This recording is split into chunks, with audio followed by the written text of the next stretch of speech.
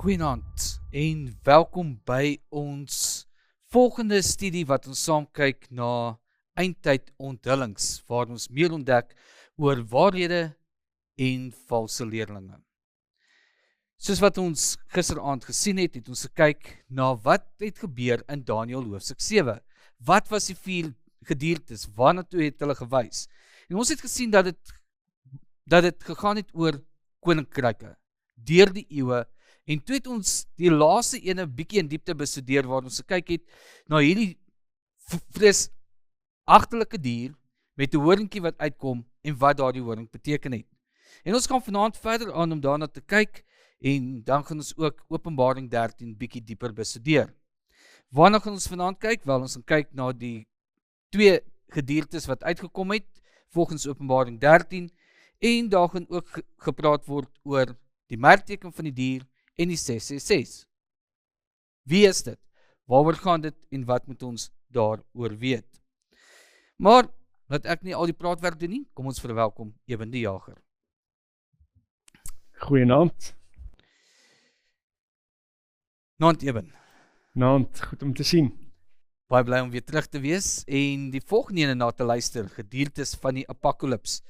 Maar net so voordat ons ingaan na die lesing toe, net 'n paar vrae rakende gisteraand se aanbieding. Daar was genoem gewees dat die horingkie in Daniël 7 verwys na die Romeinse Katolieke stelsel. Maar beteken dit nou dat hierdie laat kom reg sê, kan ons seker wees dat dit die Romeinse Katolieke stelsel is? Ja, daar is 10 spesifieke kenmerke gewees wat ons geïdentifiseer het in Daniël hoofstuk 7. Nou, daar is net een stelsel wêreldwyd wat voldoen aan al 10 kriteria. Daar is sekere ander stelsels wat miskien voldoen aan 2 of 3 van die kriteria, maar omdat hulle nie aan al 10 voldoen nie, is hulle nie volledig geïdentifiseerbaar as die klein horingkie nie. Net een reg deur die geskiedenis van die vroegste tye af al kon spesifiek identifiseer. Hierdie is die antichrist stelsel.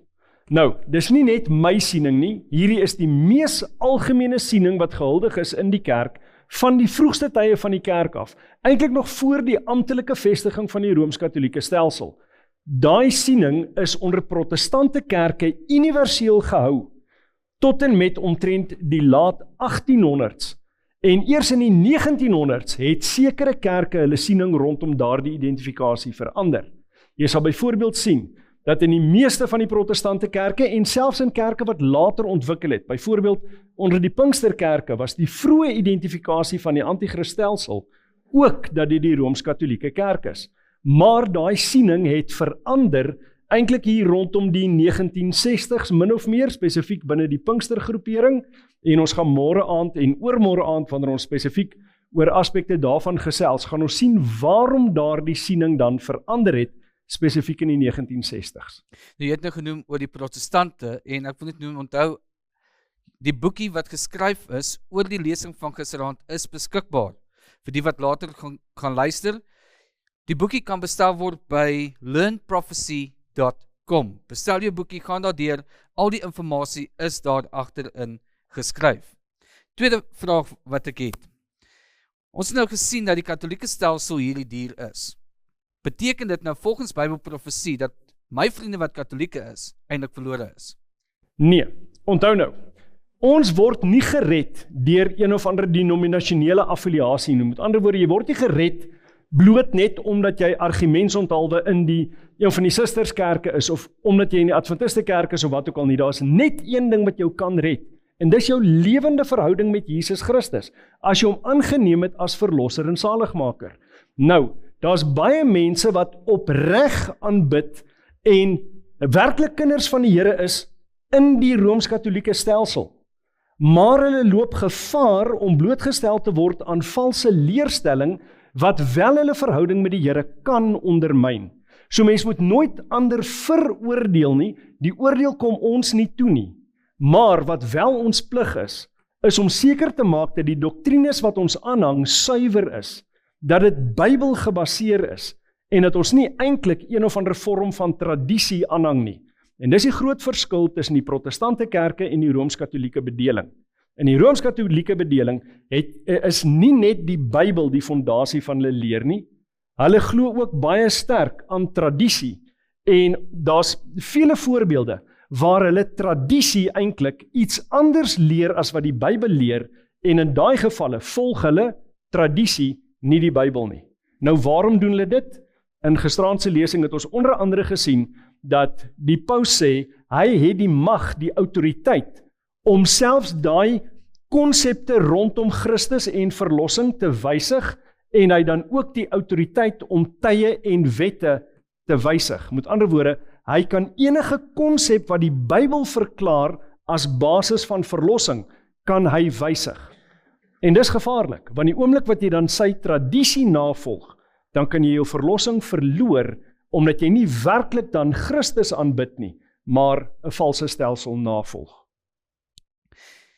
Nou daar was gisterand verwys na 2 stelle met 10 gebooie. Die eerste een, dit wat in Exodus 20 is, die tweede een was die een wat deur die Katolieke dan geskryf is. Maar nou is my vraag, daar is 'n paar katekismes wat tot deel gegaan is, en dan is daar agtergekom dat nie die Bybelse 10 gebooie daarin is nie, maar die een wat gisteraand gewys is. Hoe kan ek as 'n Christen dan met hierdie 2 onderskei? Ok, dis baie eenvoudig eintlik. As jy gaan kyk na die Rooms-Katolieke 10 gebooie, dan verskil hulle op verskeie maniere van dit wat jy in die Bybel kry. Ons kan nie die tradisie van Rooms-Katolicisme navolg en dink ons gee enigstens gehoor aan wat God se instruksies was nie. Ons moet gaan kyk wat die Bybel vir ons leer. So die oomblik wat jy gewysigde 10 gebooie teekom, moet jy dit net eenvoudig vergelyk met dit wat die Bybel sê en veral oplet in watter opsigte dit verander is. Dink byvoorbeeld aan die tweede gebod in die Rooms-Katolieke weergawe, wat glad nie verwys soos die Bybelse weergawe aan beelde en beelde wat aanbid word nie. Nou waarom het die Rooms-Katolieke dit verwyder? Is daar aanbidding van heiliges, wat jy neerbuig voor beelde ensovoorts? Natuurlik. So daai tweede gebod was problematies en daarom het hulle dit verwyder. Nou gaan nie deur al die voorbeelde gaan nie, maar dit is een spesifieke bewys van hoe hulle die Bybelse 10 gebooie wysig, sodat dit kan inpas by die res van hulle teologie. En dis waar die gevaar lê. Nou, ek glo elkeen van u het vrae wat opkom, soos wat ons deur die reeks werk, vir die wat ook aanlyn later sal luister. As jy enige vrae het en jy wil graag dit vir Eben deurstuur, kan jy dit doen op 2 maniere. Jy kan na die WhatsApp nommer toe gaan en dit vir ons op WhatsApp stuur na 060 248 1172. 060 248 1172 of op die webtuiste awrafrikaans.org. En daar is die opsie waar jy dan jou Bybelvraag kan stuur. Soos wat dit ontvang word, sal ons dit vir Eben aanstuur, sodat hy dit dan van daarof kan hanteer. En net om by te noem, vir die wat nie daarvan weet nie, op Adventiste Wêreld Radio Afrikaans bied jy ook 'n program aan Teks in Konteks. Korrek. En in daardie een hanteer jy ook baie van die vrae wat opkom, om dan duidelike Bybelse waarhede te gee en dit te verduidelik. In daardie spesifieke program spreek ek aspekte aan waar mense 'n spesifieke interpretasie van sekere gedeeltes in die Bybel het, wat nie korrek is nie, omdat hulle die groter konteks van die Bybel, beide in die onmiddellike konteks van die vers, maar ook die groter konteks van die hele skrif, nie in ag neem nie. En dit kan dikwels lei tot sekere gebruike, of sekere dinge wat aangeneem word asof dit Bybelse is, terwyl dit nie is nie. Ek kan miskien een voorbeeld noem.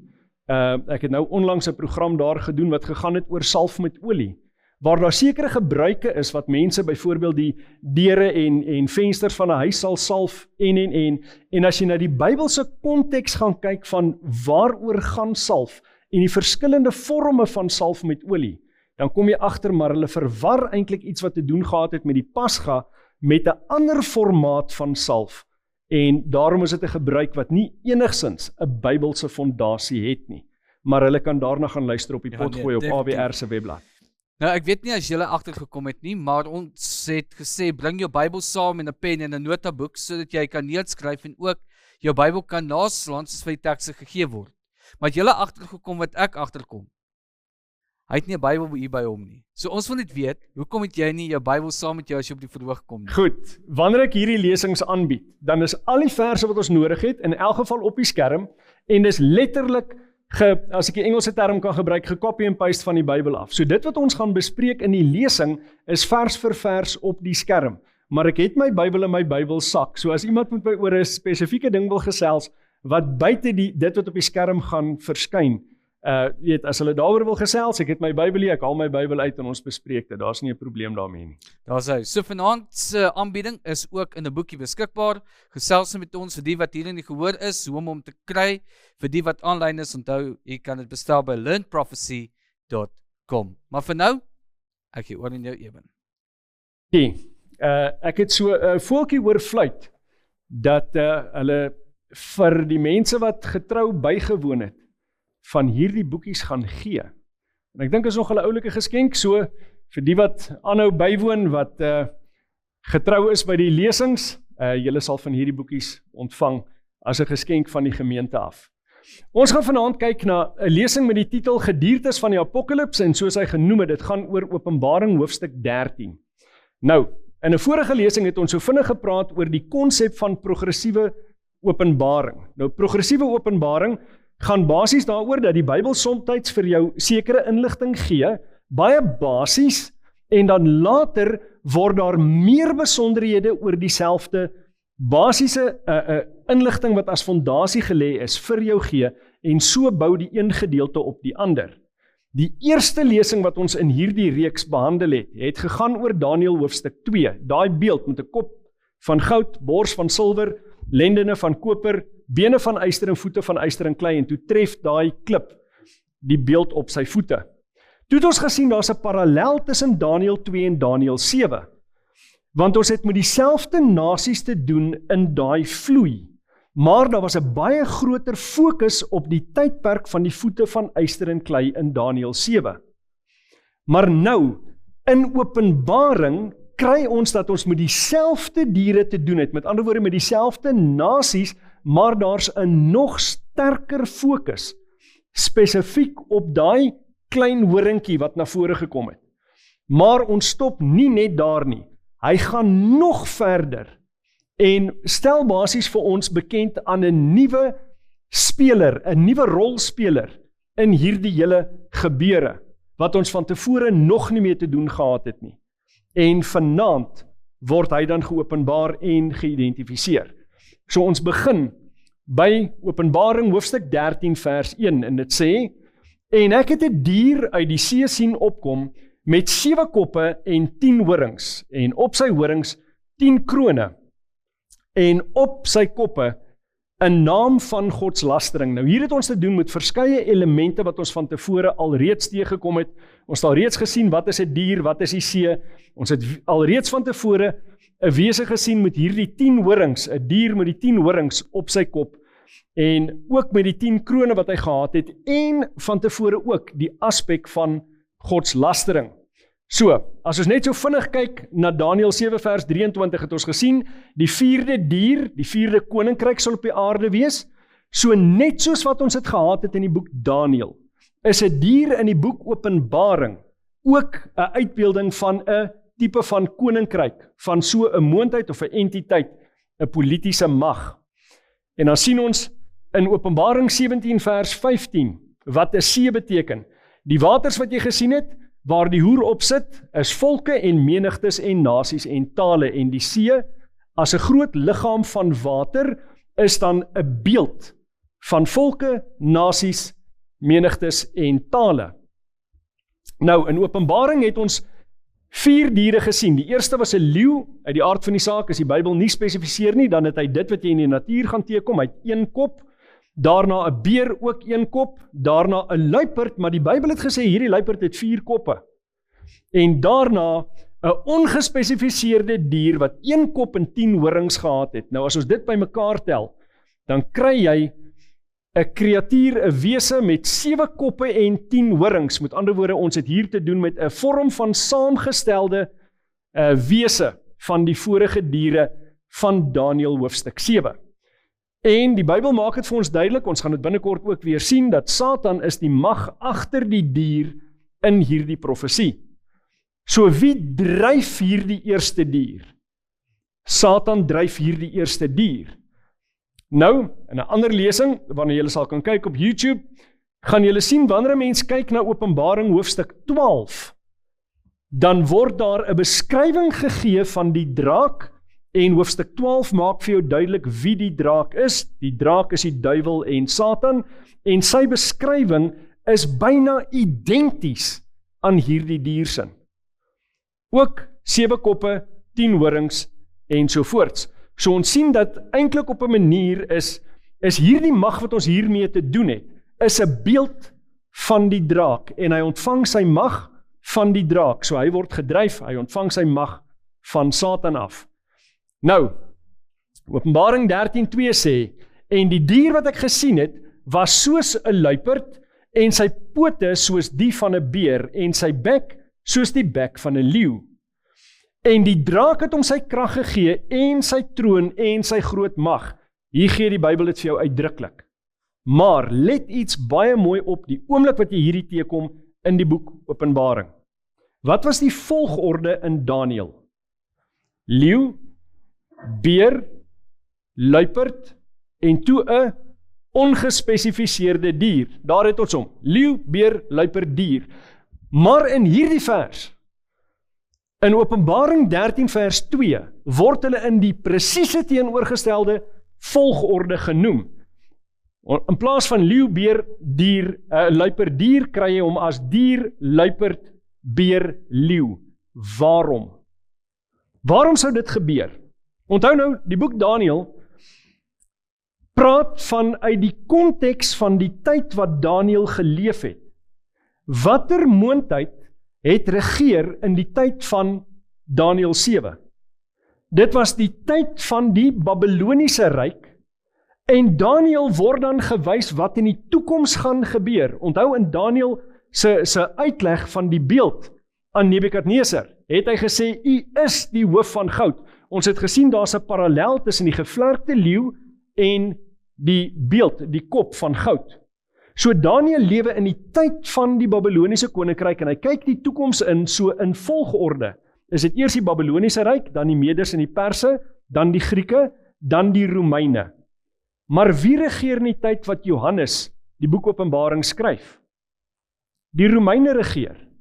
So van sy perspektief af, kyk hy dan terug in die verlede in, en vir daai rede, want hy lewe in die tyd van die ongespesifiseerde dier, vir daai rede kry jy die teenoorgestelde volgorde. So, dis dieselfde gebeure, uit 2 verskillende perspektiewe gesien. Daniël lewe in die tyd van die leeu, en hy kyk in die toekoms in, terwyl in Openbaring is dit die tyd van die dier, en hy kyk terug in tyd, in terme van sy verwysing, maar dan beskryf hy vir jou wat van daai tyd af verder gaan gebeur. Want onthou, daar's nie 'n einde aan hierdie profesie nie. Die profesie hou aan, die ene in Daniël hoofstuk 7, hou aan tot in ewigheid. Want op die ou ende is die einde daarvan die vestiging van die koninkryk van God. Nou, hierdie interpretasie wat ek daaraan gee, is nie uniek nie. Inteendeel, dit was onder protestante die mees algemene siening wat daar was. Dit word genoem die historiese benadering tot profesie, of die historiese interpretasie van profesie.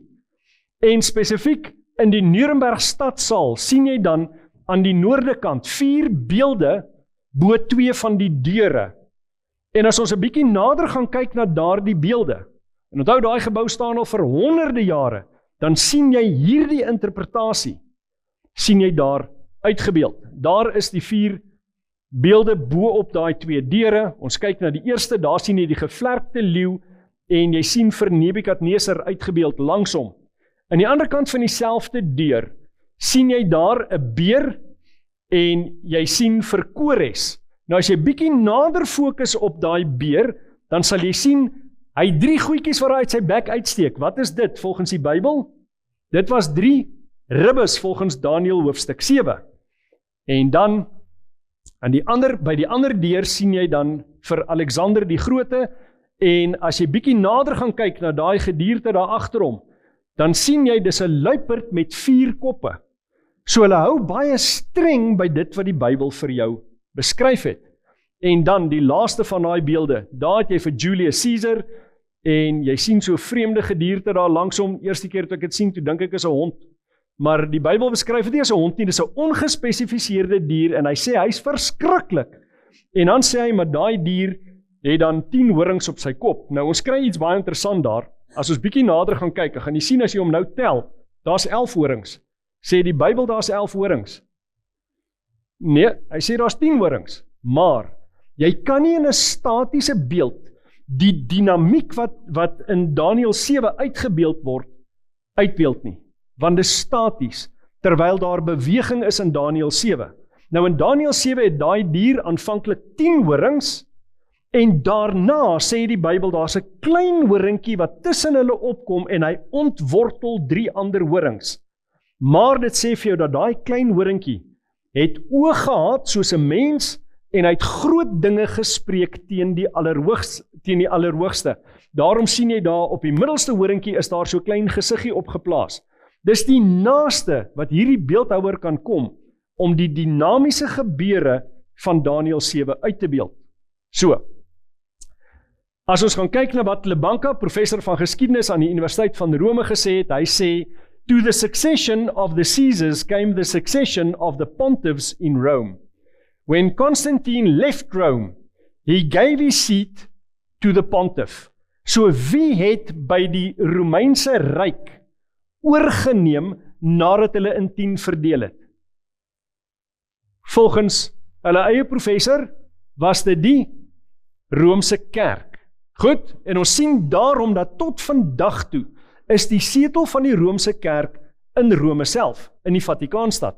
Ons gaan 'n bietjie later nader kyk na wat presies daar gebeur het.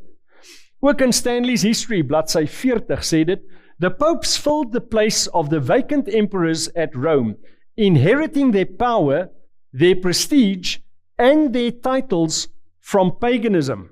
Nou, een voorbeeld daarvan is die titel Pontifex Maximus. Dit was aanvanklik eksklusief 'n titel wat die keiser van Rome, die Caesar, wat hy gehad het. Maar wie dra vandag daai titel? Die paus in Rome. Dis 'n aanduiding dat die Rooms-Katolieke stelsel vandag niks anders is eintlik as 'n uitvloeisel van die afgestorwe Romeinse ryk nie.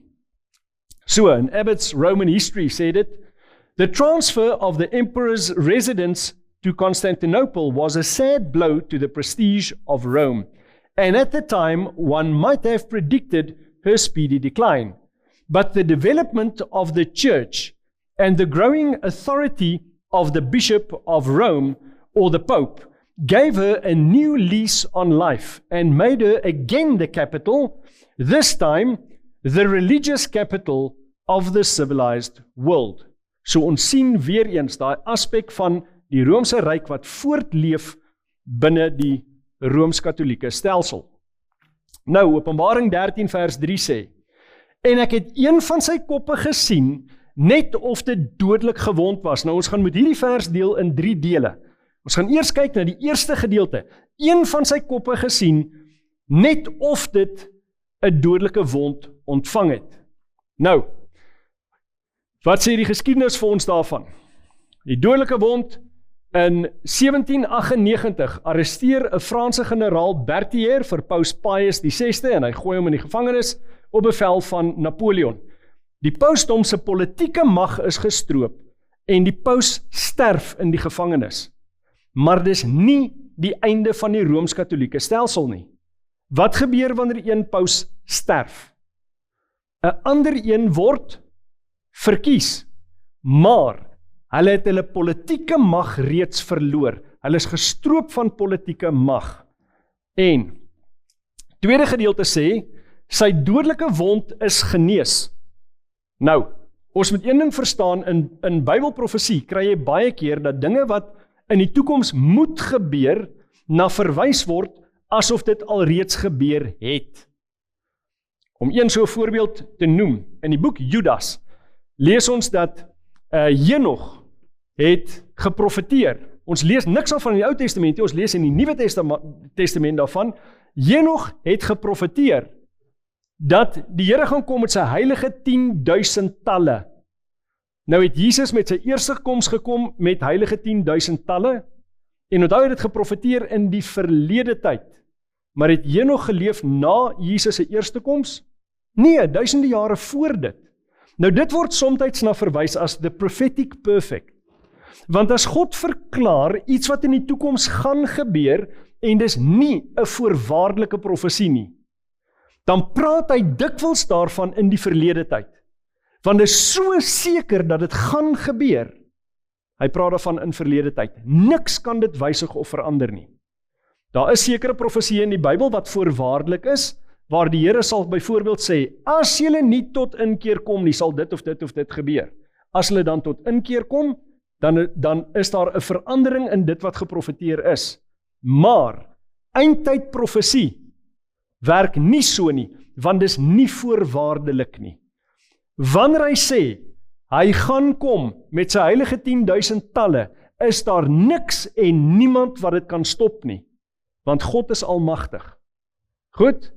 So dis nie voorwaardelik nie, dis verseker dat dit gaan gebeur. En hier praat hy nou spesifiek en hy sê, en sy dodelike wond is genees.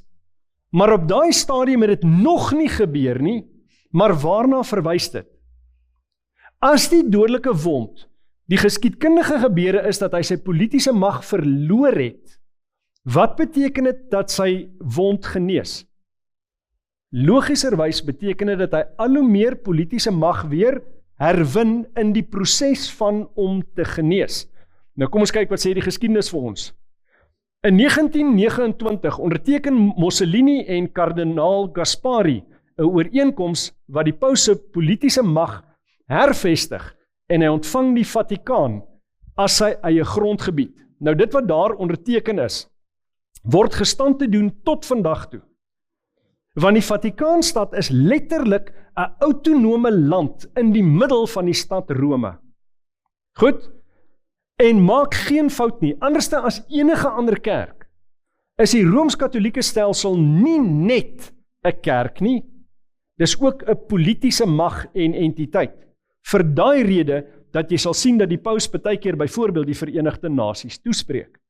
So, Mussolini onderteken die ooreenkoms namens koning Victor Emmanuel III en kardinaal Gaspari onderteken namens paus Pius die 11de. Nou, as ons kyk wat die koerante daaroor sê, die San Francisco Chronicle, Dinsdag Februarie die 12de, 1929 skryf, in affixing the autographs to the memorable document, healing the wound which was festered since 1870, extreme cordiality was displayed on both sides. Kyk na die woorde wat hulle gebruik. Hulle praat van die wond wat genees, maar nou gaan iets agterkom. Hier praat hulle van 1870, terwyl die arrestasie van die paus plaasgevind het in 1798. Wat hulle spesifiek hierna verwys, was die stroping van die pauslike state. Alhoewel die paus sy politieke mag verloor het, het hulle wel nog steeds onderhorige gebiede gehad in die middel van Italië. En toe daar 'n poging kom om Italië te herenig, die noorde en die suide, toes die grootste probleem. Die pauslike state was reg in die middel. En hulle besluit toe, maar kyk, ons gaan hierdie met geweld moet neem. En dis wat hulle gedoen het, maar op die ou ende besef hulle, maar hulle gaan nou moeilikheid kry van mense in die noorde van Italië en in die suide van Italië. Waarom? Van die mense is Rooms-Katoliek.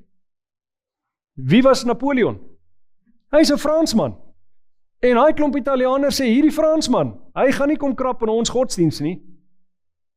Hulle gaan hulle teesit, en op die ou ende kom hulle en hulle sê, okay, ons gaan iets anders hier moet doen.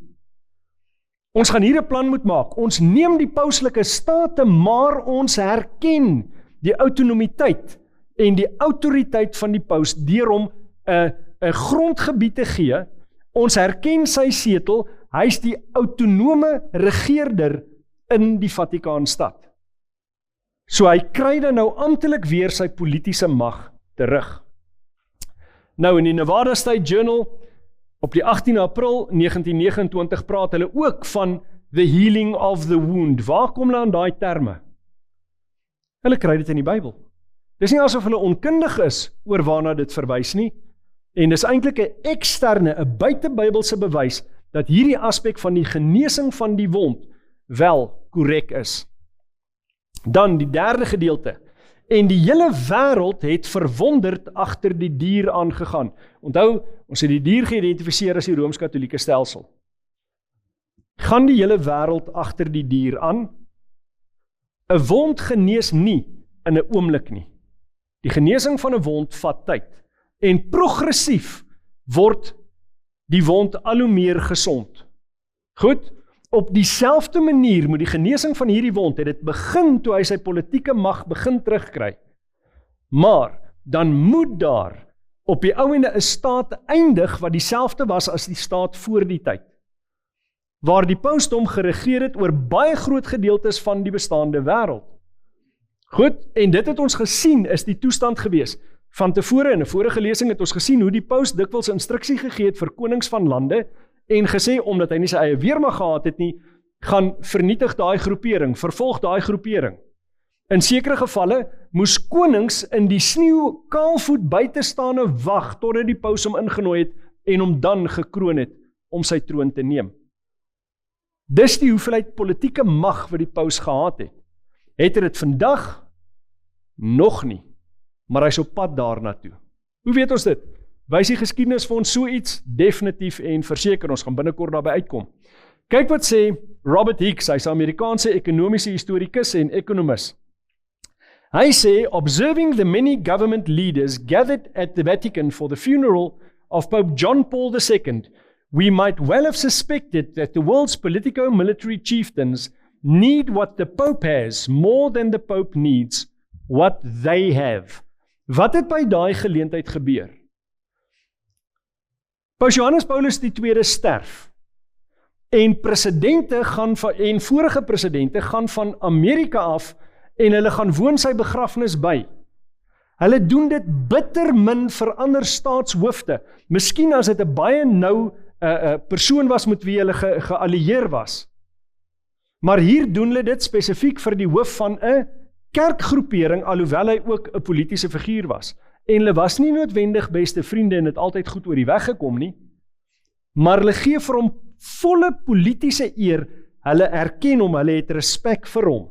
Nou, wanneer ons daarna gaan kyk, en sien jy heel in die linkerkant vir George W. Bush, die minder slim een van die twee, julle sal binnekort sien hoekom ek so sê, dan sien jy sy ma en dan sy pa, Bush senior, wat president was, so 2 presidente voor hom.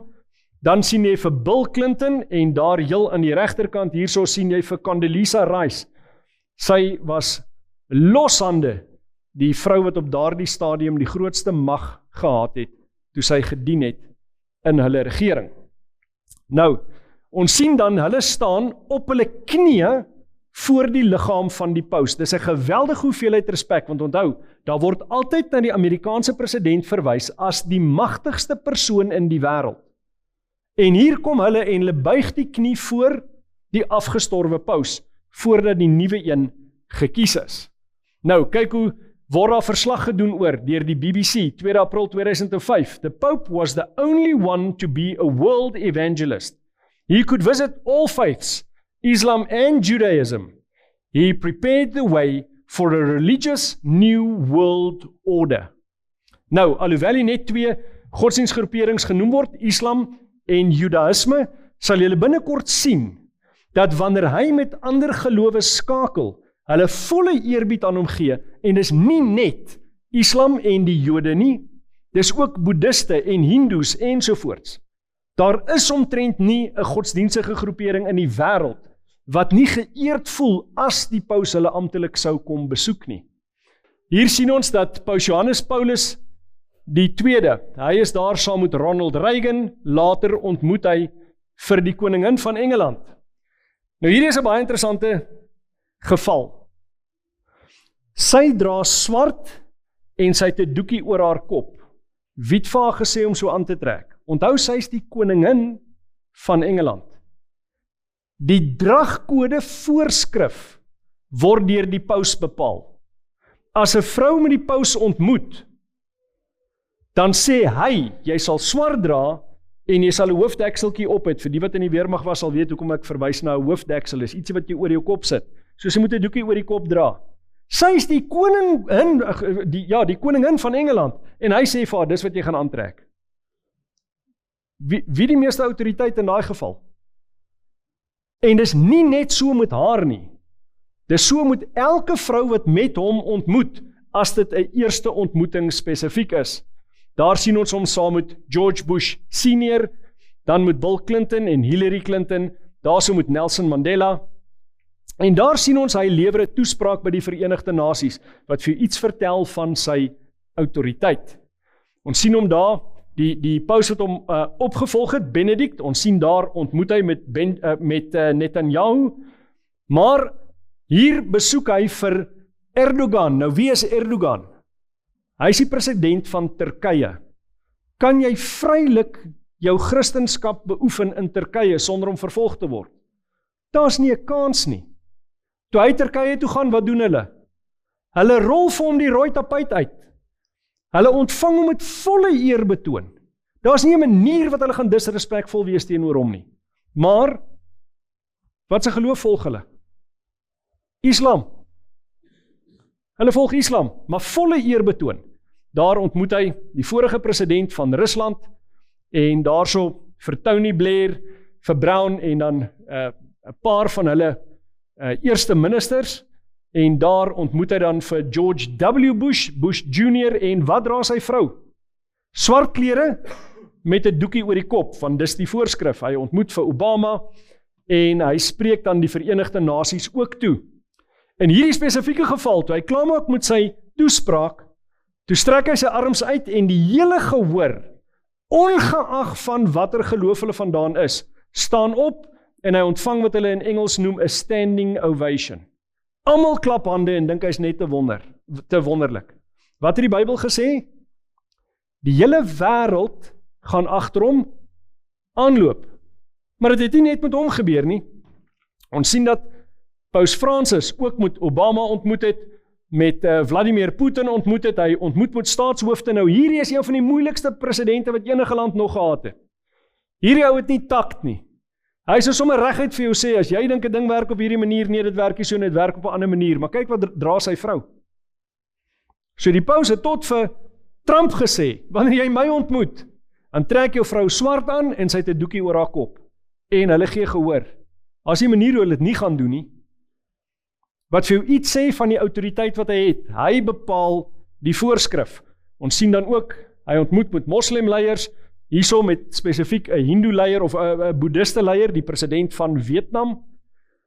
Hy ontmoet met die president van Frankryk, en so die een na die ander. Hier ontmoet hy met Maduro, toe was Maduro nog 'n president, nou is hy 'n gevange in Amerika, maar hulle ontmoet hom dan soms nie in die land waar daai president is nie, soms kom die presidente hom ontmoet in die Vatikaan, wat die geval was hierso, en hier sien ons dat hy ontmoet met die staatshoof van Iran. Hoe ver kom jy met jou Christelike geloof en jou Bybel in Iran? Nee, jy gaan nie regkom nie. Hierso, volle eerbetoon, want hy is die paus. Ongeag of hy Christen is of nie, hulle verstaan wat sy belang is in die groter politieke prentjie van die wêreld. En daar ook gesels hy met die Verenigde Nasies, maar hy het 'n besonderse voorreg gehad, wat nie een van sy voorsate gehad het nie. Hy ontmoet dan nou vir die huidige visiepresident, en dan hulle Secretary of State, hulle sekretaris van die staat. Nou wat baie interessant is, hierdie twee manne wat jy hierso sien, J.D. Vance en Marco Rubio, hulle is heel waarskynlik die twee, wat een van hulle twee, gaan die leier wees van die Republikeinse party, die oomblik wat Trump uit sy posisie uitgaan. En is baie moontlik dat een van hulle twee die volgende president in Amerika gaan wees. Beide van hulle is Rooms-Katholieke. Wat beteken vir die tweede keer, gaan daar 'n Rooms-Katholieke staatshoof wees. Ons gaan binnekort sien waarom dit belangrik is. Want dit maak deel uit van hierdie swaai en volg en loop agter die Rooms-Katholieke stelsel aan. Hierso praat hy met 'n gesamentlike sitting, dis nou Francis, hy praat met 'n gesamentlike sitting van die Amerikaanse Senaat en die Huis van Verteenwoordigers. Met ander woorde, die hele regeringsstruktuur van Amerika, luister na wat hy te sê het. Nou in Amerika is daar 'n baie sterk beginsel wat hulle beweer hulle by staan, van skeiding tussen kerk en staat. Waarom moet daar skeiding wees tussen kerk en staat? Want die oomblik wat kerk en staat vervleg, wat hulle met mekaar vermeng, word dit 'n vervolgende mag, reg deur die geskiedenis, in elke liewe geval, in elke land, ongeag die godsdiens. Die duidelikste uitdrukking daarvan het jy, dat toe die paus politiese mag gehad het hy die protestante vervolg. Daarom is soveel van hulle, byvoorbeeld, gebrand op die brandstapel en ander op verskeie maniere tereggestel. En ons sien hom hier in die land Algerië. Hierdie besoek was so vroeër in hierdie jaar gewees. Nou in Algerië is Christene ook nie regtig welkom nie. Ook vervolging wat daar plaasvind. Maar toe die paus daar aankom, hulle ontvang hom met ope arms. Hierdie spesifieke foto kom van so omtrent 2 weke terug af, en daar is paus Leo die 14de besig om te praat met die regering van Spanje. Spanje, baie sterk Rooms-Katolieke land. So al hoe meer het hulle invloed in die politiese wêreld. Hulle is besig om daai wond te genees en weer hulle status in die wêreld te verhoog. Nou, Openbaring 13 vers 4 tot 6 sê, en hulle het die draak aanbid wat die dier mag gegee het, en die dier aanbid en gesê, wie is aan die dier gelyk? Wie kan teen hom oorlog voer? En 'n mond is aan hom gegee, wat groot woorde en godslastering uitspreek, en aan hom is mag gegee om dit 42 maande lank te doen. Let mooi op wat sê vers 4. Wat het hulle gedoen toe hulle agter die dier aanloop? Om agter die diere aan te loop is gelyk daaraan om die draak te aanbid. Hoekom? Want die draak is die mag agter die dier. So as jy die dier gehoorsaam is, dan gee jy erkenning en eerbied, jy word in werklikheid eintlik 'n slaaf van die een wat die mag is, agter daai dier, en dit is die draak homself. En dan 'n verwysing na 42 maande. Nou, in 'n vorige lesing het ons al reeds na hierdie tydsaspek gekyk, so ons gaan nie nou weer in soveel detail daarin delf nie, maar Openbaring 13 vers 4 tot 6 sê, en hy het sy mond oopgemaak om te laster teen God, om sy naam en sy tabernakel en die wat in die hemel woon, te laster. Nou, kyk 'n bietjie wat sê Lucius Ferraris, hy sê, the Pope is of so great dignity and so exalted that he is not a mere man, but as it were, God, and the vicar of God. Vicar is daai plaasvervanger van, of verteenwoordiger van, maar in hulle letterlike uitspraak, soos ons gisteraand ook gesien het, sê hulle, ons is God op aarde. So hy gaan aan, hy sê, the Pope alone is called most holy. Verskoon my, strook dit met die Bybel. Hulle sê, the Pope alone is called most holy. Hence, the Pope is crowned with a triple crown as the King of heaven. Wie regeer in die hemel? Volgens hulle die paus. The heaven and of earth and of hell. En dis nie ek, wat nou allerlei goeters oor hulle sê nie, ek gebruik hulle eie bronne. Hierdie aanhaling kom uit hulle eie bronne uit. So dis hulle wat dit self sê, dit is hoe hulle self beskou. Dan, hy gaan verder, hy sê, moreover, the superiority and the power of the Roman pontiff by no means pertains only to heavenly things, but also to earthly things, and to things under the earth, and even over the angels, whom they are greater than.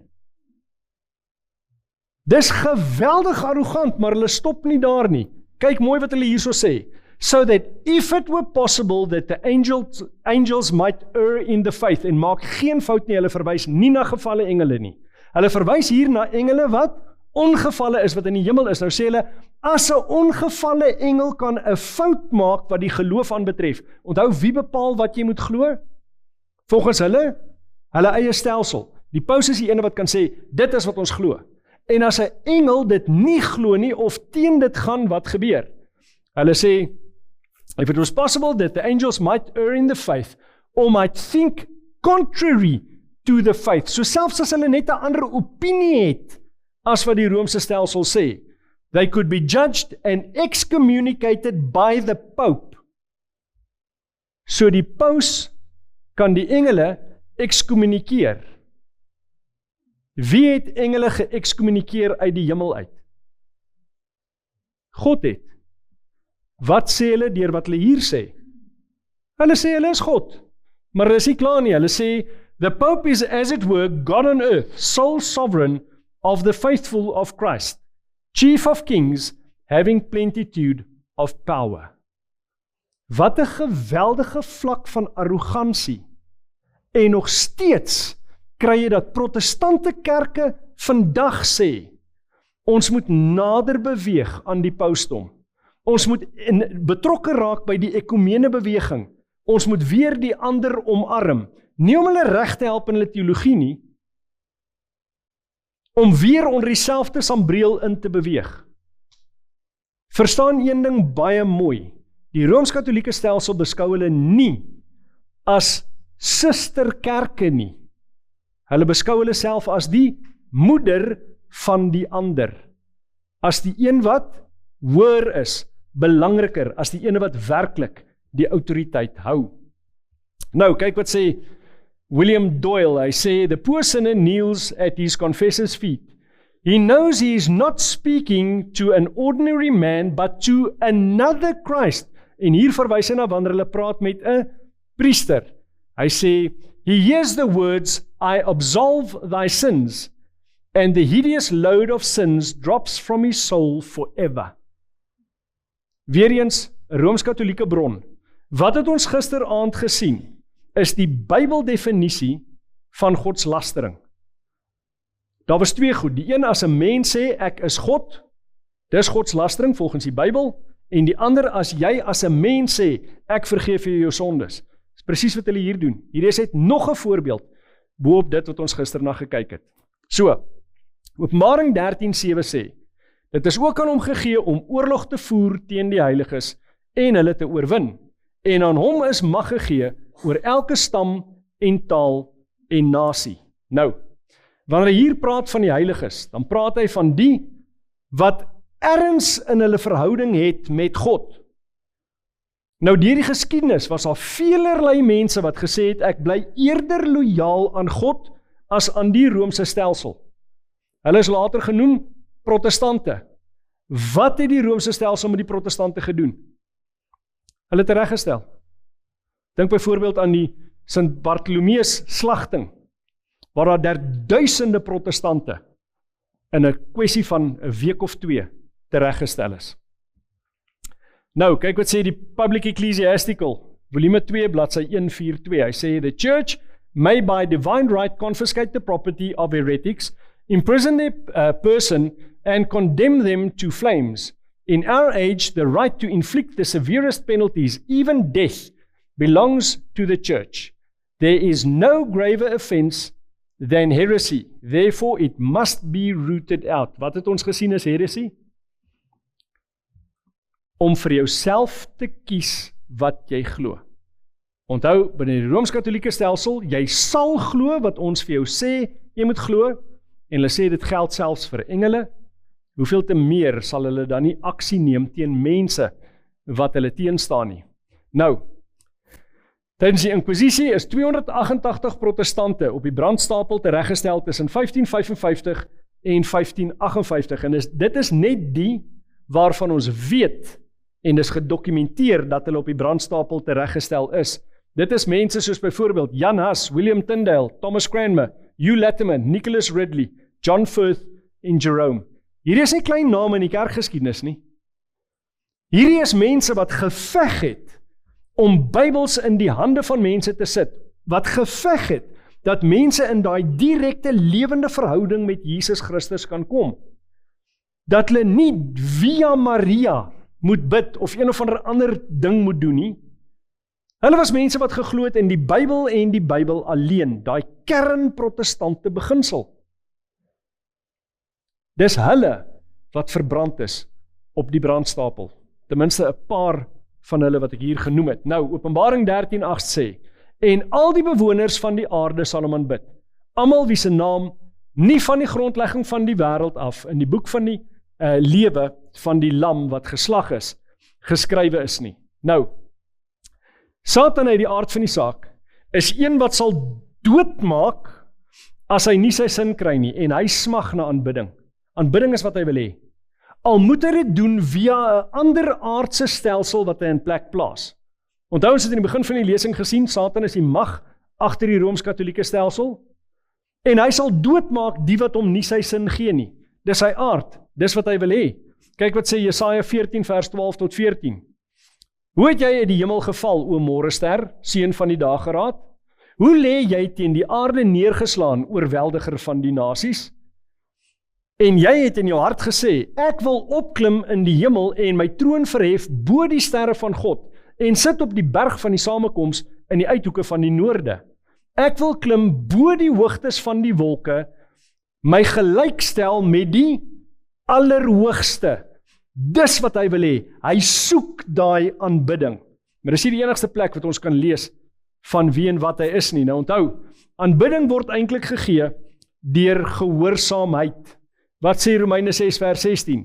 Weet julle nie dat aan wie julle julleself as diensknegte tot beskikking stel om hom gehoorsaam te wees, julle diensknegte is van hom aan wie julle gehoorsaam is nie, of van die sonde tot die dood, of van die gehoorsaamheid tot die geregtigheid? Wat sê hy? Aan wie jy gehoorsaam is, wys wie se slaaf jy is. So wat gebeur as jy gehoorsaam is aan die Romeinse stelsel of dan aan die leer wat uitvloei vanuit die Romeinse stelsel? Wie kry uiteindelik jou gehoorsaamheid? Wie se slaaf word jy werklik? Die draaksin. Dis eenvoudig om te verstaan. Dan, Openbaring 13 vers 9 en 10 sê, as iemand 'n oor het, laat hom hoor. Ander woorde, moenie hierdie ligtelik opneem nie. Die geleentheid is daar en vir hierdie gehoor is die geleentheid daar vandag. As jy oor het, laat jy hoor. Hoor wat hier gesê word, ondersoek dit vir jouself. Mens glo nooit net eenvoudig wat iemand van 'n podium af sê nie. Want die verantwoordelikheid, die onus rus op elkeen van ons. Ons kan nie eendag gaan en vir die Here sê, maar Here, so en so en so het dit en dit en dit gesê nie. Ons elkeen is individueel verantwoordelik. Ons het die plig om die Bybel vir onsself te bestudeer en te kyk wat is waar en wat is vals. Hy gaan verder, hy sê, as iemand kruisgevangenes maak, gaan hy in kruisgevangenskap. As iemand met die swaard doodmaak, moet hy met die swaard doodgemaak word. Hier is die lydsaamheid en die geloof van die heiliges. Waarna verwys hierdie? Is dit relevant enigstens op die Rooms-Katolieke stelsel byvoorbeeld? Die pausdom het sy wil met sekulêre mag afgeforceer. En wat het ons gesien toe hy gearresteer is? Sekulêre mag het die pausdom van sy mag ontneem. Maar hy is besig om sy mag weer op te neem, so wat gaan gebeur? Wat is die logiese gevolg? Dit gaan weer gebeur. Gaan verseker weer gebeur. Daai mag, die oomblik wat hy dit het, tot die mate wat hy dit gehad het, toe hy sy stryd begin het met die protestante, dit gaan weer gebeur. Dis net 'n kwessie van tyd, want onthou, hy is besig om te groei in gesag in die wêreld. Daarom al hoe meer gelowe, al hoe meer lande wat hom nooi en sê, kom gesels. Ek lees nou so rukkie terug 'n berig wat beweer dat hierdie huidige paus Leo die 14de, is alreeds geskeduleer om weer 'n gesamentlike sitting van die Senaat en die Huis van Verteenwoordigers in Amerika toe te spreek. Hulle nooi hom weer. Dis nog 'n erkenning. En ons gaan binnekort sien hoe 'n radikale verandering plaasgevind het tussen 1960 en die vroeë 1980s. 'n Radikale verandering in Amerika. Maar ons kom binnekort daarby uit. So, wat kan ons sê oor hierdie dier uit die see? In die aard van die saak is 'n saamgestelde dier van Daniël 7, soos uitgebeeld is in Openbaring 13, en dit verteenwoordig die Rooms-Katolieke stelsel. Die pauslike stelsel is gebou op die voormalige Romeinse ryk en tog is dit anders as daai Romeinse ryk. En hy het die heiliges vervolg wat getrou gebly het aan God se woord. Hy is gewond, maar die wond is besig om te genees. Nog nie ten volle genees nie, maar is in proses, ons sien daai genesingsproses deur die geskiedenis. Nou, die tweede gedeelte van Openbaring 13 gaan oor 'n ander dier. Die eerste dier het uit die see uit opgestaan. Die volgende ene, hy staan op uit die aarde. Kom ons kyk wat sê die Bybel. En uit die aarde het ek 'n ander dier sien opkom, en hy het 2 horings gehad, net soos 'n lam, en het gepraat soos 'n draak. Nou hierdie is interessant, ons het weer 'n paar simbole wat ons eers 'n bietjie moet gaan ontleed. Openbaring 13 sien ons dan, die aarde is 'n onbewoonde area. Hoekom sê ek so? Hierdie is net 'n logiese gevolgtrekking. As die see menigtes, nasies, volke en tale is, so dis massas van mense, wat moet die aarde dan wees? Want jy het landmassa en jy het seemassa. Seemassa is menigtes van mense. Dan moet aarde, die droë grond moet wees wat? Daar waar daar nie menigtes en volke en nasies en tale is, soos wat dit van andersins was waar die see is nie. 'n lam is in die Bybel 'n teken van verlossing of onskuld. So nou sien jy, hy word aanvanklik uitgebeeld soos 'n lam, maar hy het spesifiek 2 horings. Nou het lammetjies gewoonlik horings. So hierdie is 'n vreemde ding, né? En onthou as dit 'n lammetjie is, dis daai beeld van onskuld. Maar dis iets anders ook aan die gang met die horings, ons gaan daarby uitkom. En dan sien ons, maar hy praat soos 'n draak.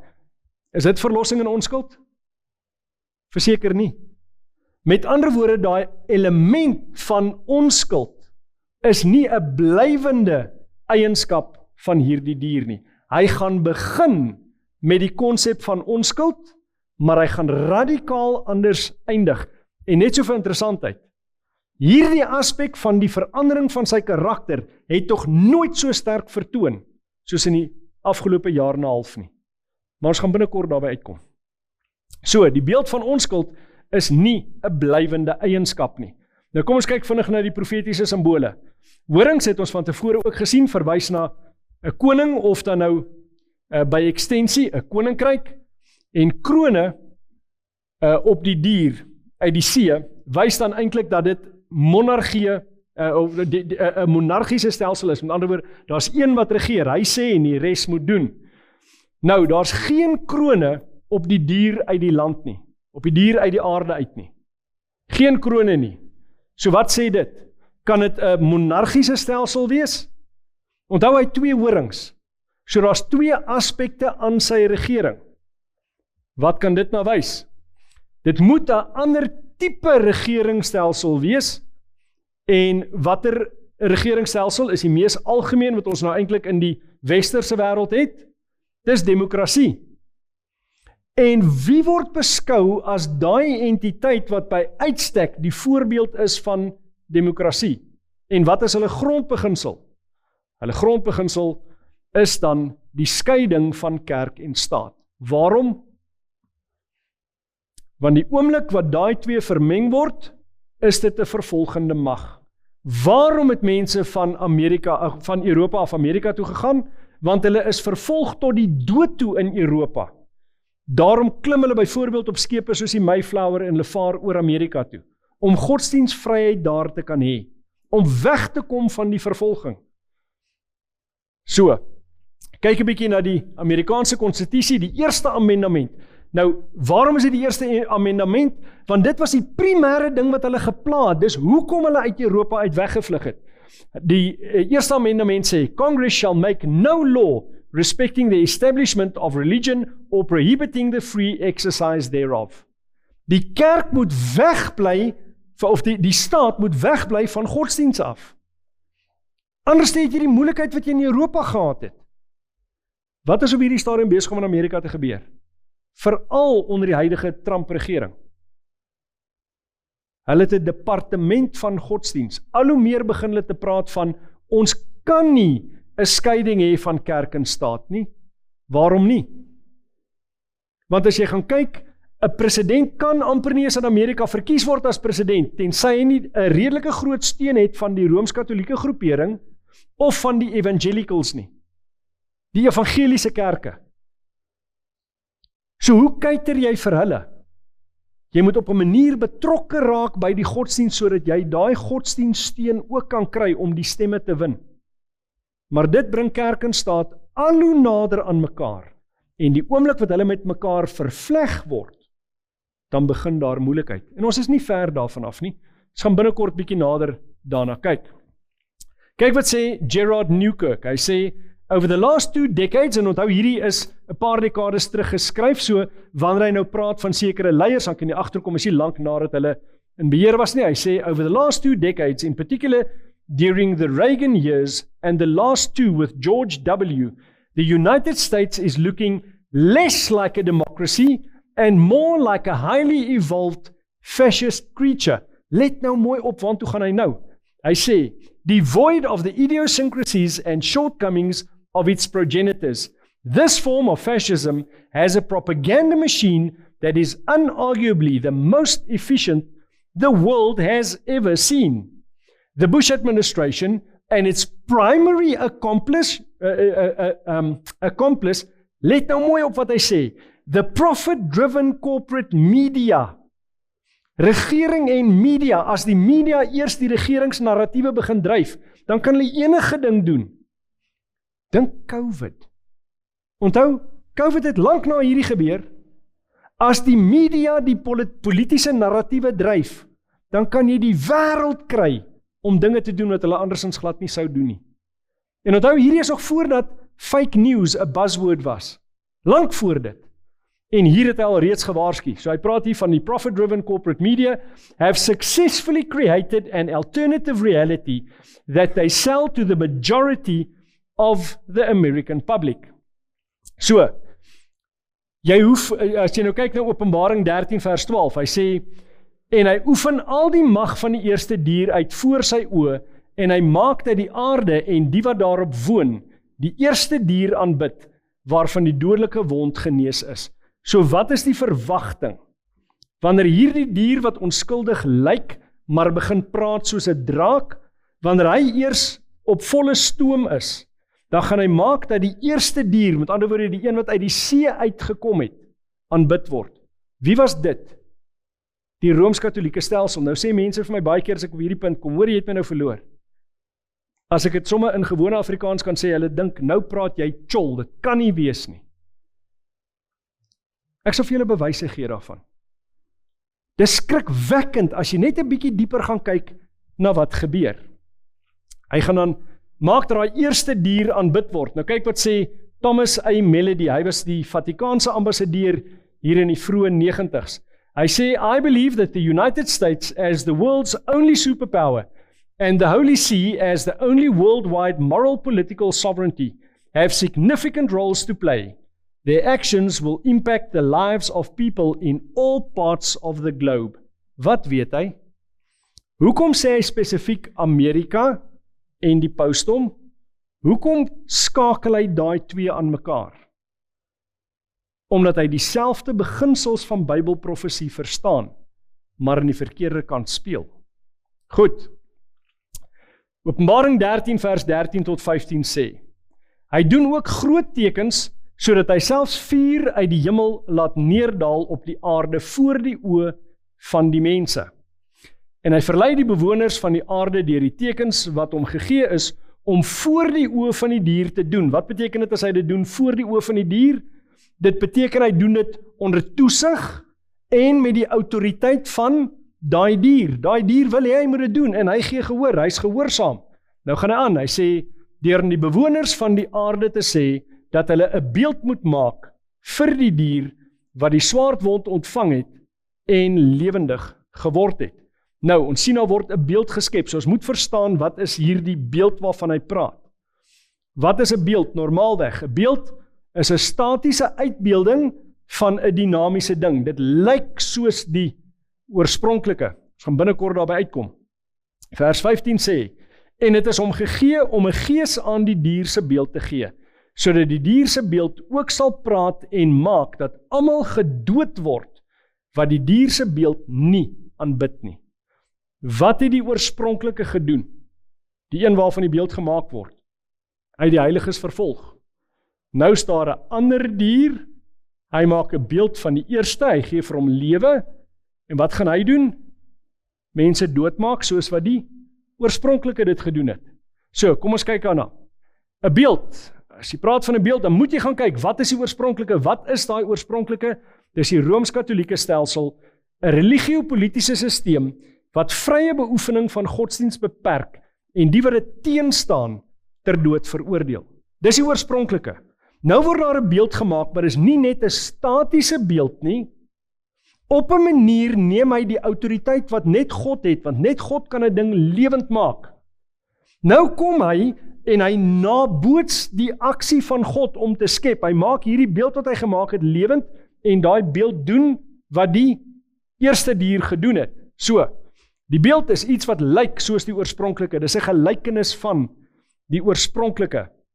So die aarde, en as jy 'n studie doen van Openbaring 12, dan word dit baie duidelik dat daai aarde waarna verwys word, in Bybelse konteks is inderdaad Amerika. Ons gaan nie nou weer oor daai detail nie. Kyk na die YouTube opname, wat spesifiek gaan oor die eerste vrou op die maan. Klink na 'n vreemde titel, nê? Maar gaan lees net die openingsverse van Openbaring 12, en jy sien daar's 'n vrou met die maan onder haar voete. Net so vir interessantheid. Toe ek daai titel aan die boekie gee, toe belle ou my, en hy sê vir my, hoekom vertel jy vir mense vals goed? Ek sê vir hom, waarvan praat jy? Hy sê, die titel van jou boek is die eerste vrou op die maan. Maar die Bybel sê nie die vrou is op die maan nie, die Bybel sê die maan is onder haar voete.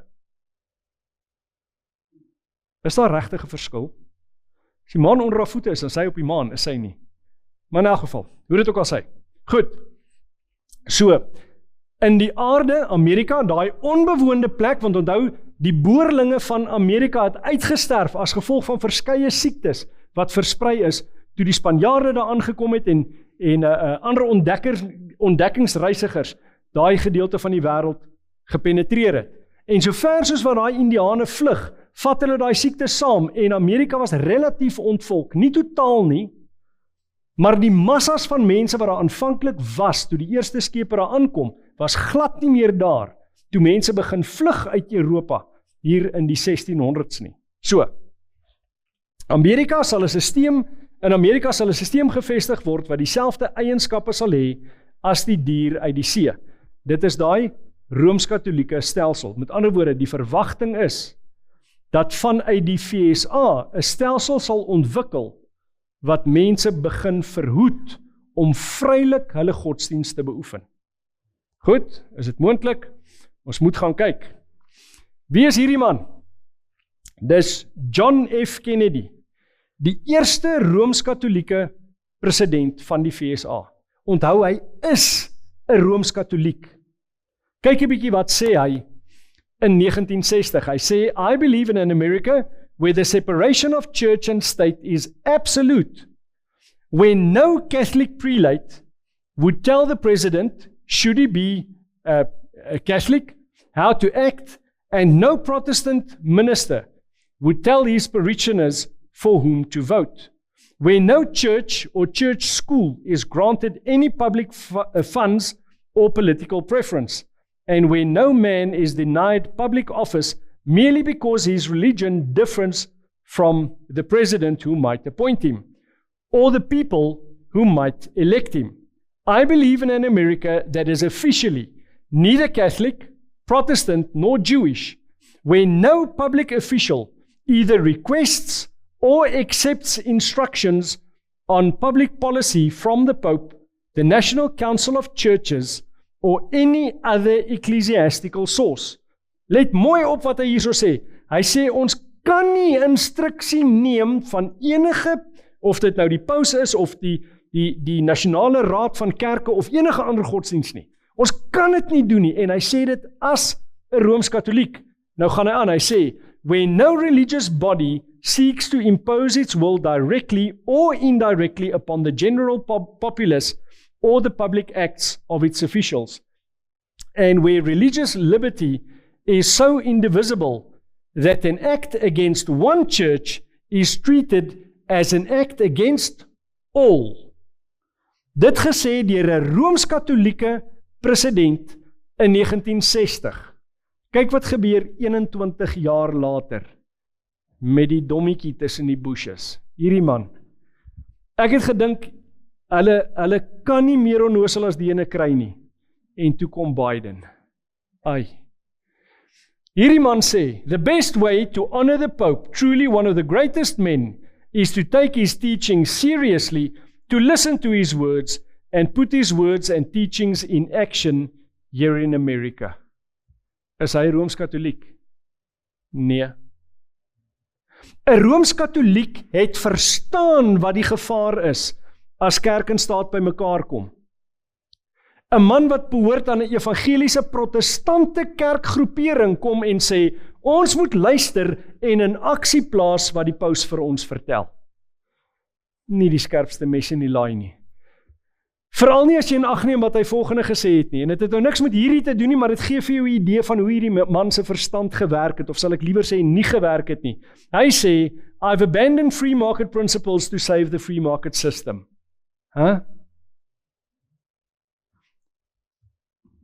If you abandon free market principles, there's no free market system to speak of. Nou sê hy, I've abandoned free market principles to save the system. You've annihilated the system. There's nothing left. Maar hy kon dit nie verstaan nie. Nou as jy ooit getwyfel het of daar magte agter die magte is wat jy sien, dan is hierdie 'n bewys, want hierdie man is nie slim genoeg om werklik in beheer van Amerika te gewees het nie. Hoe weet ons dit onder andere? Hy sê, gaan val Irak in, weapons of mass destruction, hoeveel het hulle gekry? Nie een nie, nie eens parte nie. Al was niks. Dit het gegaan oor olie. Hoe weet ons dit? Wat 'n bedryf is sy familie van? Die oliebedryf. Biljoene gemaak in die proses, maar in elk geval. Ons gaan aan. Archbishop Quigley, let op na die datum, 1903. Hierdie aartsbiskop het presies geweet wat gaan gebeur. Hy sê, when the United States rules the world, the Catholic Church will rule the world. Hoekom sê hy dit? Want hy weet, die seedier gaan die model word wat die landdier gaan navolg. Hy gaan 'n beeld maak, hy gaan optree nes hy. Dis vir die geskiedenis vir ons in elk geval besig is om te wys. Nou, Openbaring 13:16 sê, en hy maak dat aan almal, klein en groot en die rykes en die armes en die vrymense en die slawe, 'n merk op hulle regterhand en op hulle voorhoofde gegee word. So, baie mense was onder die indruk dat daai barcode die merk van die dier is. Ek het in 'n Pinksterhuis groot geword en die eerste keer toe kos hierdie barcode op het, toe het hierdie die jager gesinnetjie baie vreemd begin eet, want my maat geweier om 'n ding te koop met 'n barcode op. Maar baie kort daarna, toe kry jy nie meer 'n ding wat nie 'n barcode op het nie. Is die barcode die merk van die dier? Nee, dit is nie. Maar daar was allerlei teorieë oor die dubbelstreepies in die begin en die einde en in die middel, dat dit nou verteenwoordigend is van 666. Nee, dis nie 'n Bybelse interpretasie van hierdie saak nie. Nou, in Engels sê dit, to receive a mark on their right hand or on their foreheads. Nie en nie of. Waarvan is dit beeldend? As jy die merk van die dier op jou voorkop het, dis waar jou kognitiewe sit, dis jou denke, dis die besluite wat jy maak, en op jou hand, dis jou aksies. So of jy dink soos die dier, of nie noodwendig soos hy dink nie, maar doen soos hy wil hê jy moet doen. Met ander woorde, jy is gehoorsaam aan die aksies, merk van die dier. Want dan is jy besig om te doen volgens sy wil, en nie gehoorsaam te bly aan die woord nie. Hy sê in vers 17, sodat niemand kan koop of verkoop nie, behalwe hy wat die merk van die naam van die dier of die getal van sy naam het. So ons sien hier verskillende aspekte wat hier is. Daar's 'n merk, daar's 'n naam en daar's 'n getal wat in spel is. Nou, sommige mense beweer, die merk van die dier is 'n RFID chip. 'n Radio Frequency identification. Nou, hierdie prentjie beeld 'n baie ou weergawe uit. Hierdie goedjies het baie kleiner geword intussen. Deesdae is hierdie so klein, hulle sit hom binne in 'n naald en hulle spuit hom onder jou vel in. En hulle is fenomenaal kragtig. Die toetse is al reeds gedoen. In plaas van dat jy byvoorbeeld 'n bankkaart dra, kan dit gekoppel word aan 'n RFID chip. Wat beteken in plaas van dat jy 'n kaart moet ronddra wat gesteel kan word, swaai jy net jou hand oor daai sensortjie, soos wat jy vandag jou kaart tap, en hy neem die geld van jou bank af. Goed, hy kan ook byvoorbeeld met GPS gekoppel word, dat hulle presies weet waar jy is, en draai wat dryf hom aan. Jou bloedsomloop. So die oomblik wat iemand jou hand afkap of jy gaan dood, dan deaktiveer hy. Hulle kan nie jou geld steel nadat jy dood is nie. So is hierdie 'n kragtige metode om dinge toe te pas? Verseker. Maar is dit die merk van die dier? Nee. Maak nie saak of hulle hierdie ding inspuit onder jou voorkop of op jou hand nie. Die RFID is nie die merk van die dier nie. Kom ons kyk, waar trek hulle hierdie beelde van? Ons moet een ding onthou, die boek Openbaring, baie mense sê dis 'n versleierde boek, jy kan nie die boek Openbaring verstaan nie. Maar waarom noem hulle dan hierdie boek Openbaring, 'n ontsluiering? Dit moet verstaanbaar wees. Meeste mense verstaan nie Openbaring nie, omdat hulle nie besef. Die boek Openbaring bestaan uit 404 verse, waarvan 278 verse gebaseer is op die beelde wat uit die Ou Testament uitkom. Kyk byvoorbeeld wat ons nou bestudeer het. Die beelde van Daniël 7 help ons om te verstaan wat aangaan in Openbaring 13. Dit lewer ook eintlik baie inspraak in Openbaring hoofstuk 12. So om te verstaan waaroor hierdie hele issue gaan van jou voorkop en jou hand, moet jy gaan kyk, watse beelde is in die Ou Testament wat direk te doen het met jou verstand en met jou hand, met wat jy doen en wat jy dink. Hoe gebruik hy dieselfde terminologie, die voorkop en die hand? Kyk na Deuteronomium hoofstuk 6 vers 1 en 2 en dan gaan ons verder aan. Hy sê, dit is dan die gebod, die insettinge en die verordeninge wat die Here julle God beveel het om julle te leer, sodat julle kan doen in die land, dit kan doen wanneer in die land waarheen julle oortrek om dit in besit te neem.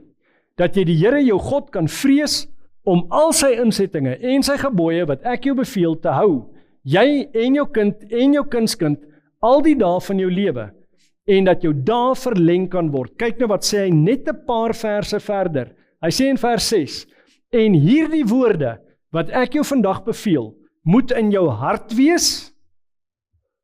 Kyk wat doen hy nou, die oomblik wat dit van die hart af gaan, dan sê hy, en jy moet dit jou kinders inskerp en daaroor spreek, as jy in jou huis sit, en as jy op die pad is, en as jy gaan lê, en as jy opstaan. Ook moet jy dit as 'n teken bind op jou hand, en dit moet as 'n voorhoofsband tussen jou oë wees. Het dit daar, doen dit, en het dit hier, bedink dit. Waarna verwys hy? Na die wette en voorskrifte van God, dit wat God gesê het vir die mens om te doen. Jy moet dit bedink, en jy moet dit doen. Dis gehoorsaamheid in denke en in aksie. Ons kry dieselfde in Deuteronomium 11 vers 18 en 19, 'n bietjie 'n korter weergawe. Hy sê, lê dan hierdie woorde van my weg in julle hart en in julle siel, en bind dit as 'n teken op julle hand, en laat dit as 'n voorhoofsband tussen julle oë wees. En leer dit aan julle kinders, deur daaroor te spreek, as jy in jou huis sit, en as jy op die pad is, en as jy gaan lê, en as jy opstaan. Maar o wee, somtyds lees mense die Bybel en hulle interpreteer dit verkeerd. Kyk 'n bietjie wat doen die Jode daarmee. Hulle sê, ons het nodig om gedenkseels te maak, dit word genoem tefillin. Dis 'n klein houtboksie wat jy maak, en nou bind hulle dit op die arm vas, maar hulle bind dit met leer gordels vas aan die hand. En nou glo hulle het gedoen wat Deuteronomium van gepraat het. Want nou het jy die wet van God op jou hand gebind, en nou bind jy dit ook op jou voorkop vas. En nou is daar allerlei reeltjies, want hulle moet mos 10.000 reeltjies ook uitdink. Daai boksie, Hy moet op jou voorkop wees, maar hy mag nie voor jou neus verbysteek nie. So ek's veilig, myne kan 'n bietjie sak, ek het 'n groot neus. Maar ander mense, hulle sin moet so 'n bietjie hoor sit. Hulle het allerlei reeltjies wat absoluut onnodig is. En hulle glo, hulle het gehoor gegee aan dit wat die Here wil hê hulle moet doen. Nou binne in daai houtboksie is daar so 'n reepie papier wat so 'n paar van die gebooie in het. Het die Here bedoel ons moet 'n seleksie van sy gebooie hou en doen? Nee, die hele lot. Maar jy kan nie alles daarin kry nie, is 'n klein ou boksiekie daai. En ons sien dan hoe hulle dit in die praktyk beoefen. Daar is hy besig om sy hand te bind en hulle doen dit spesifiek wanneer hulle gebede doen in die vroeë oggend en in die laatmiddag. Daar sien ons verskillende voorbeelde daarvan. Merk van die dier. Jou hand is 'n verwysing na jou handelinge, wat jy doen en hoe jy leef. Jou voorhoof is 'n beeld van jou kognitiewe, jou gedagtes en jou oortuigings. Nou, wat kan ons sê oor die merk van die dier? Dis op jou hand of jou voorhoof. Of jy dit nou nie noodwendig dink nie, maar doen, dis merk van die dier. Maar as dit op jou voorhoof is, as dit is hoe jy dink, dan is dit waarskynlik hoe jy ook gaan doen. Dis die verskil. Die merk van die dier is 'n of-situasie. Maar wanneer dit kom by God se beginsels, is dit 'n en-situasie. Jy moet nie dit net doen, maar nie oortuiging en geloof in gedagte hê nie. Dit moet albei wees. Nou die Bybel praat ook oor die konsep van geloof wat moet oorsit in werke. Ons word nooit deur werke gered nie. Maar geloof sonder werke is dood. Dis wat die Bybel vir ons leer. So, as jy dit doen sonder oortuiging, is jy net soveel skuldig soos enigiets anders. En as dit wel jou oortuiging is, uit die aard van die saak is jy ook skuldig. So, die merk van die dier vestig nie in die fisiese, soos in 'n mikroskyfie of iets van daai aard nie, of 'n tatoeëermerk nie. Dit gaan oor die geloofsoortuigings en die handelinge van die individu. Nou, Jakobus 2 vers 14, daai beginsel wat ek nou van gepraat het, wat baat dit, my broeders, as iemand sê dat hy die geloof het, maar hy het nie die werke nie. Die geloof kan hom tog nie red nie. Geloof as dit nie oorsit in werke nie, kan jou nie red nie. Dis wat die Bybel sê. Waarom? Want die geloof is nie eg nie. Dis nie die werke wat jou red nie, maar die werke is 'n aanduiding van of jou geloof lewend is of nie. Daarom is dit belangrik om te kyk na hoe jy leef, hoe jy uitdrukking gee aan jou geloof, want dit gaan wys wat die kwaliteit en die karakter van jou geloof is, maar die werke kan nie red nie. Ook in Jakobus 2 vers 20 sê hy, maar wil jy weet, o nietige mens, dat die geloof sonder die werke dood is. In 24 sê hy, sien julle dan nou dat die mens geregverdig word uit die werke en nie alleen uit die geloof nie. En net hier het Martin Luther al sy speelgoed uit die kot uitgegooi. Hy was ongelooflik ontsteld oor hierdie. Daar's bewys dat hy inteendeel hierdie boek uit sy vertaling van die Bybel wou verwyder, maar van die ander hervormers het vir hom gesê, jy kan dit nie doen nie. Hy plaas dit toe aan die einde van die eerste weergawe van sy Bybel. Want hy het gestoei met hierdie, hy sê, maar hierso sê dit dan dat jy gered word deur werke en ons weet is nie waar nie. Maar hy het die konteks nie ordentlik ontleed nie, dit sê nie werke red jou nie. Hy praat hier van dat jy geregverdig word uit die werke en nie alleen uit die geloof nie. Al wat die teks vir jou sê, jy kan glo net wat jy wil. As dit nie oorskakel in hoe jy reageer nie, in hoe jy lewe nie, vergeet dit. Jou geloof is nie eg nie, dis dood. So, die merk van die dier sal gebruik maak van finansiële hefbome om aanvaarding van die merk af te dwing. Hoe weet ons dit? Want in die teks ons gelees het, sien ons dat jy nie sal kan koop en verkoop nie. As jy nie kan koop en verkoop, normaalweg handel dryf nie, dan gaan jy onder geweldige druk verkeer, en baie mense gaan swyg onder die druk, want hulle geloof is nie sterk genoeg om te sê, basta daarmee. Ek sterf liewer as wat ek gehoor gee nie.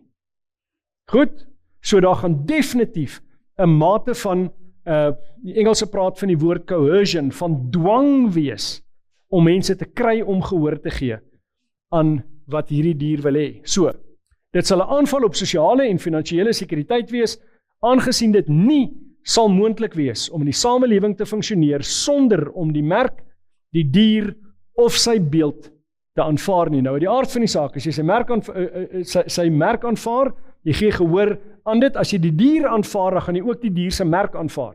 Jy kan nie die dier aanvaar en nie sy merk nie, want jy aanvaar dan dit wat die merk dan nou uitgee, en dan daai beeld is dan daai navolging, die navolging van die oorspronklike sisteem, wat die Rooms-Katolieke sisteem is. Dan, Openbaring 13:18 sê, hier kom die wysheid te pas.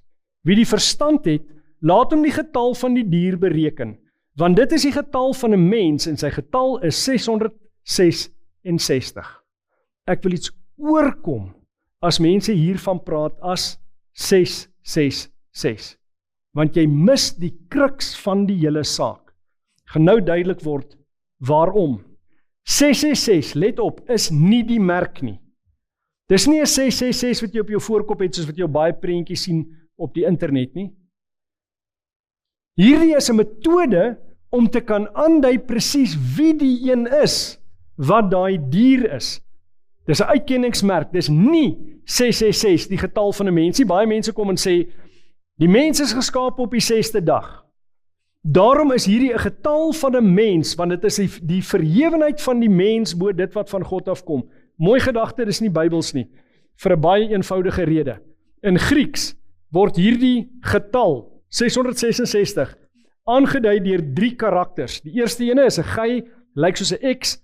Die waarde van daai getal is, of van daai letter is 600.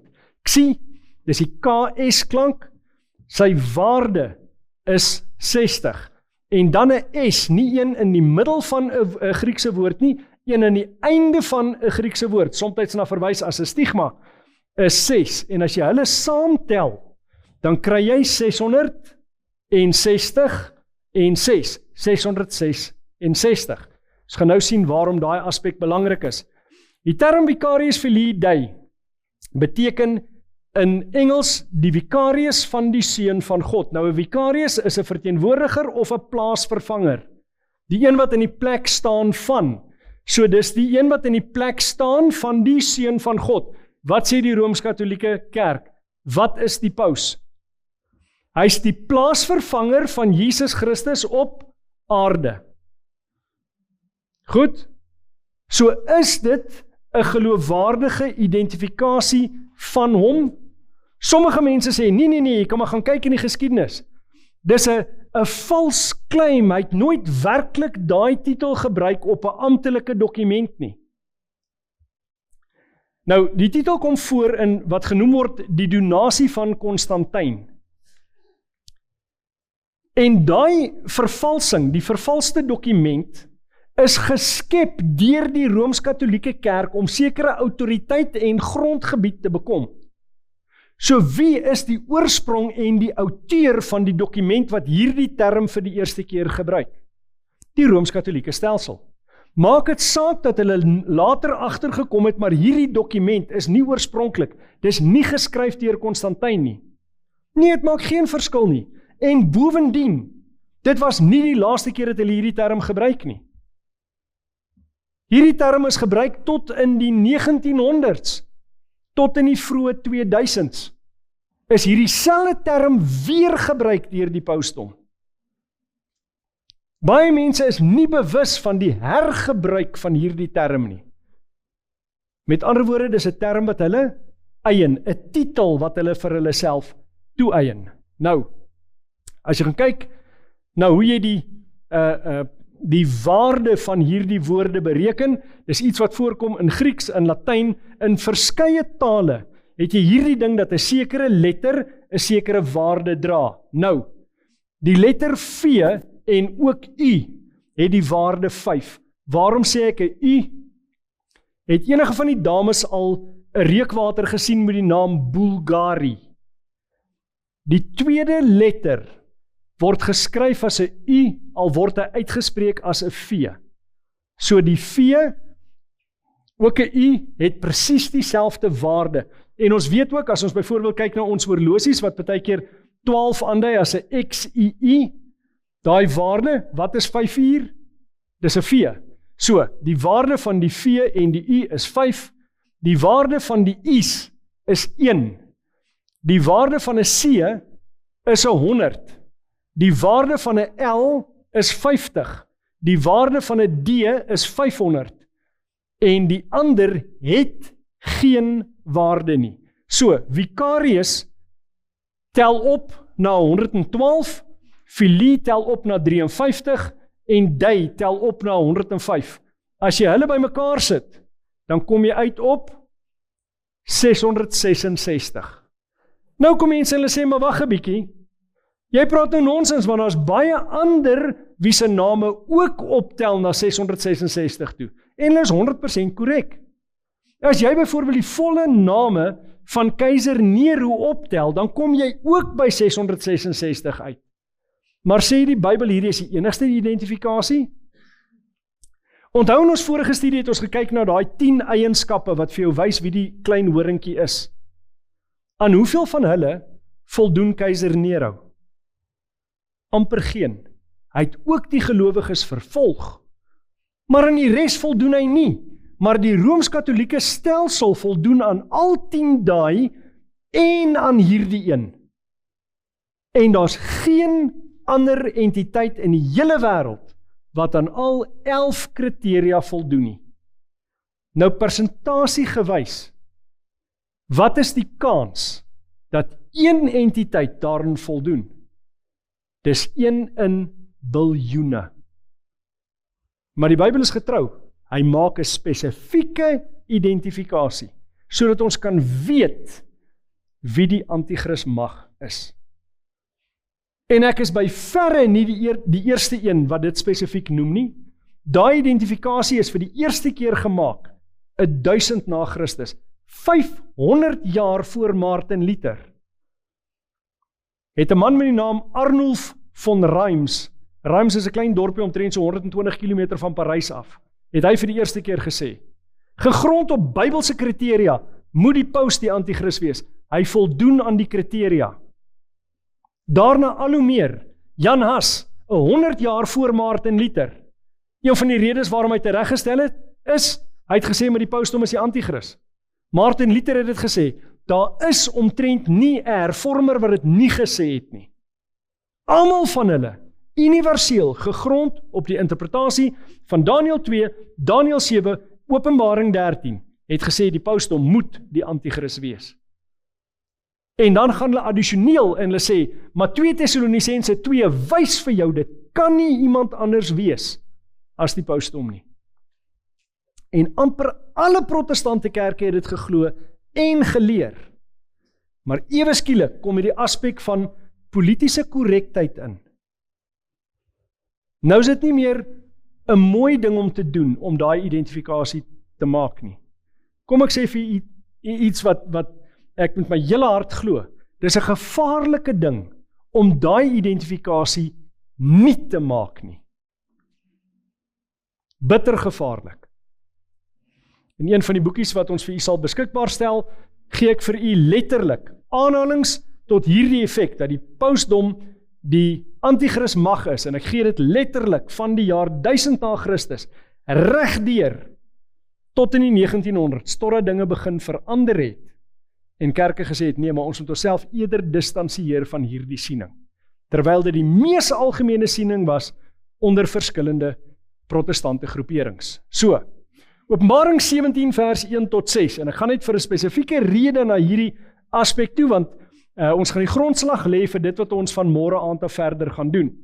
Hy sê daar, en een van die 7 engele met die 7 skale het gekom en met my gespreek en vir my gesê, kom hierheen en ek sal jou toon die oordeel van die groot hoer wat op baie water sit, met wie die konings van die aarde gehoereer het en die bewoners van die aarde het dronk geword van die wyn van haar hoerery. Nou in Bybelprofetiese konteks is wyn eintlik 'n uitbeelding van leerstelling. Met ander woorde, leerstelling, as jy na hierdie verse kyk, het mense beïnvloed. Wat doen wyn met jou verstand? Het jy al ooit probeer redeneer met 'n dronk persoon? Dis amper soos om te stry met iemand wat glo in die plat aarde.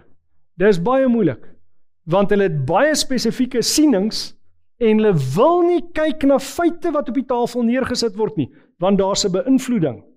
Wat maak dat logiese bewyse net eenvoudig geïgnoreer word. Nou net so in kerklike konteks is daar sekere leerstellings wat voorgehou word, wat as jy logies in Bybelse konteks daarna kyk, maak dit nie sin nie. Wat beteken is vals leer. So, vers 3, en hy het my in die gees weggevoer na 'n woestyn, en ek het 'n vrou sien sit op 'n skarlakenrooi dier, vol godslasterlike name, met 7 koppe en 10 horings. Het ons daai beeld al gehad? Hoeveel keer, so ons weet waarna dit hier verwys. Dan sê dit, en die vrou, onthou, 'n vrou in Bybelprofesie is 'n verwysing na 'n kerk, as dit 'n rein vrou is, as dit 'n hoervrou is, na ene wat ontrou is aan haar man. Ons as gelowiges is in 'n huweliksverhouding met God. Ons moet getrou wees. As dit 'n hoervrou is, nie getrou aan God nie. Goed, hierso sê hulle, en die vrou, hierdie ene, wat beskryf word as 'n hoervrou, soos is ontrou aan God, was bekleed met purper en skarlaken. Watter kleur is skarlaken? Rooi. Goed, bekleed met purper en skarlaken. Watter kleur is purper? Is pers. So ons het hier te doen met pers en met rooi, spesifiek geïdentifiseer in die Bybel. En versierd met goud en kosbare stene en parels, en sy het in haar hand 'n goue beker gehad, vol van die gruwels van die onreinheid van haar hoerery. 'n Goue beker, met ander woorde, hy lyk mooi, so dit wat daarin is moet van waarde wees, maar wat is daar binne? Die wyn van die gruwels van haar hoerery, met ander woorde, vals leerstelling in profetiese konteks. En op haar voorhoof was 'n naam geskrywe, verborgenheid, die groot Babylon, en moeder van die hoere en van die gruwels van die aarde. En ek het die vrou gesien, dronk van die bloed van die heiliges en van die bloed van die getuies van Jesus. En ek het my uitermate verwonder toe ek haar sien.